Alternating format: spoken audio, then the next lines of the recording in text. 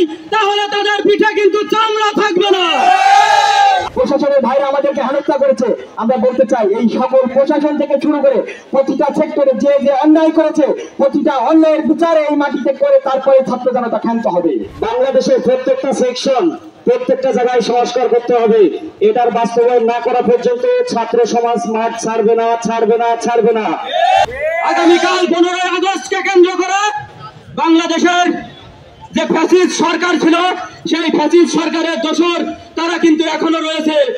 তারা কিন্তু আবার আগামীকালকে একটা শুরু করতে চাচ্ছে। আমার বোনের রক্ত,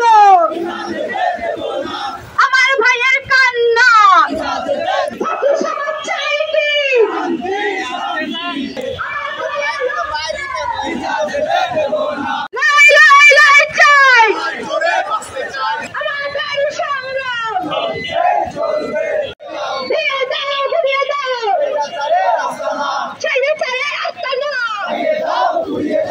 আমাদের যে দাবি, আমাদের যে ছাত্র জনতা, আমাদের যে সহপাঠী নিহত হয়েছে সেই নিহতের বিচার কিন্তু আমরা এখনো পাই নাই।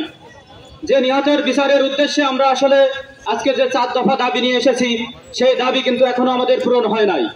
আজকে বিচার বিভাগীয় তদন্তের মাধ্যমে আমাদের ছাত্র ভাইদের, আমাদের বন্ধুদের যে হত্যা করা হয়েছে তার সঠিক শাস্তি কিন্তু এই বাংলার জমিনে কিন্তু আমরা চাই।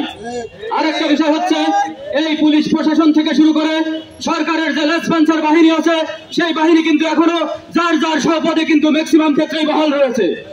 কেন এই বাহিনী এখনো ম্যাক্সিমাম ক্ষেত্রে বহাল রয়েছে তার জবাব কিন্তু আমাদেরকে দিতে হবে। অনতিবিলম্বে সরকারের এই চাটুয়া বাহিনীকে বাংলার জনগণের সম্মুখে স্বেচ্ছায় পদত্যাগ করতে হবে। অন্যথায় তাদেরকে যদি তাদের পদ থেকে আমাদেরকে টেনে হিঁচড়ে নামাতে হয় তাহলে তাদের পিঠে কিন্তু চামড়া থাকবে না।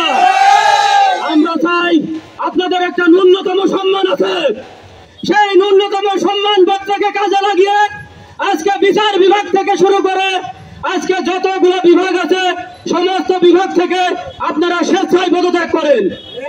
আমরা আপনাদেরকে আর অপমানিত করতে চাই না, আমরা আপনাদেরকে অপদস্থ করতে চাই না।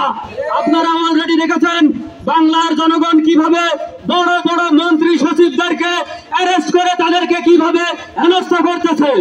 আপনারা যদি এইগুলোর হাত থেকে নিজেদেরকে রক্ষা করতে চান তাহলে অনতিবিলম্বে স্বেচ্ছায় পদত্যাগ করে বাংলার জনগণের কাছে আপনারা ক্ষমা চেয়ে নেন। এইটাই মনে হয় আপনাদের জন্য সর্বোত্তম একটা পন্থা হবে। আমি বাংলার জনগণের কাছে আর একটা দাবি রাখতে চাই যে স্বাধীনতা আমরা এত সংগ্রামের মাধ্যমে অর্জন করেছি, এত জীবন এবং রক্তের মাধ্যমে অর্জন করেছি, সেই স্বাধীনতা রক্ষা করা এখন আমাদের জন্য অত্যন্ত গুরুত্বপূর্ণ একটা বিষয়।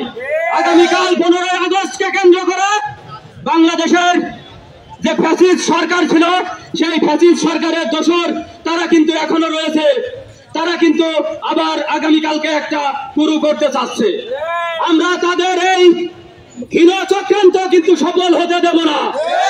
আগামীকাল বাংলার 1 ইঞ্চি মাটি আওয়ামী দুঃশাসন, আওয়ামী অপশাসনের কোন নেতা কর্মীদের জন্য ছেড়ে দেওয়া হবে না। অতএব সাধারণ জনগণ, ছাত্র ছাত্রীদের পাশাপাশি আপনারাও মাঠে নেমে আসেন, আপনারাও প্রমাণ করে দেন এই বাংলার মাটি আসলে আওয়ামী লীগের কোন স্থান হতে পারে না। এই বাংলার মাটিতে আমরা কোনো বৈষম্য চাই না। এই বাংলার মাটি হবে শুধু একমাত্র শান্তি শৃঙ্খলার মাটি, এখানে কোনো বৈষম্য আমরা দেখতে চাই না। যতগুলো ছাত্র এবং যতগুলো ছাত্রী গুলিবিদ্ধ এবং নির্যাতিত হয়েছে, উস্কানি যারা দিয়েছে, ওদেরকে সাহস যারা দিয়েছে, প্রত্যেকের বিচার নিশ্চিত করতেই হবে, করতেই হবে, করতেই হবে। বাংলার জমিনে কোন স্বৈরাচারের জায়গা নাই। আগামী দিন আমরা চাই ছাত্র সমাজই দেশ পরিচালনা করবে, এটা বাস্তবায়ন করতে হবে। পুলিশের যে সকল ভাইরা রাত্রে আমার কোনো ভাই বোনকে বাসা বাড়িতে ঘুমাতে দেন নাই, কিছু নামধারী এসআই এবং কিছু নামধারী এএসআই, আপনারা যারা আমাদের ভাই বোনকে অনবরত ক্যাপচারিং করছেন, লিস্ট করে নিচ্ছেন এবং লিস্ট করা সেই ভাইদেরকে আমরা খুঁজতে চাই তারা আজকে কোথায়, তাদেরকে আইনের আওতায় আনতে হবে এবং বাংলাদেশের প্রত্যেকটা সেকশন প্রত্যেকটা জায়গায় সংস্কার করতে হবে। এটার বাস্তবায়ন না করা পর্যন্ত ছাত্র সমাজ মাঠ ছাড়বে না, ছাড়বে না, ছাড়বে না। এবং কোন স্বৈরাচারী আপনি যে হন, যে দলেরই হন, বাংলাদেশে কোনো সহিংসতা করা যাবে না। এবং আরেকটা ব্যাপার আমরা চাই, সেটা হচ্ছে আমাদের ছাত্র ভাই বোনদের প্রত্যেকের জায়গা থেকে নিরাপদ নিশ্চিত করার দায়িত্ব আমাদের। আজকে সকালে আমার একটা বোন আমাদের সামনে বলছে যে আমরা নিরাপত্তাহীনতায় ভুগছি। এরকম কোন দেশ আমরা চাই না। নিরাপত্তাহীনতায় ভোগার জন্য দেশ স্বাধীন করে নাই, শেখ হাসিনাকে এমনি তাই নাই। হাজার হাজার ছাত্র ছাত্রীকে গুলিবিদ্ধ করেছে। কালকে কে নেবে সৈনিক ডিপার্টমেন্টে ওদের চাকরিতে? কে নিবে ওদেরকে? এদের সকলের বিচার আমরা বাংলার মাটিতে চাই, বাংলার মাটিতে হবে। ক্রিয়াঙ্গন থেকে শুরু করে প্রত্যেকটা জায়গার দুর্নীতি উৎখান হবে, প্রত্যেকটা কমিটি ভাঙা হবে এবং প্রত্যেক জায়গায় সঠিক এবং সুষ্ঠু সবকিছু আমরা বহাল রেখে তারপরে আমরা মাঠ ছাড়বো, তার আগে ছাড়বো না। এই রাষ্ট্র এতদিন যেভাবে চলতো এখন আর চলবে না।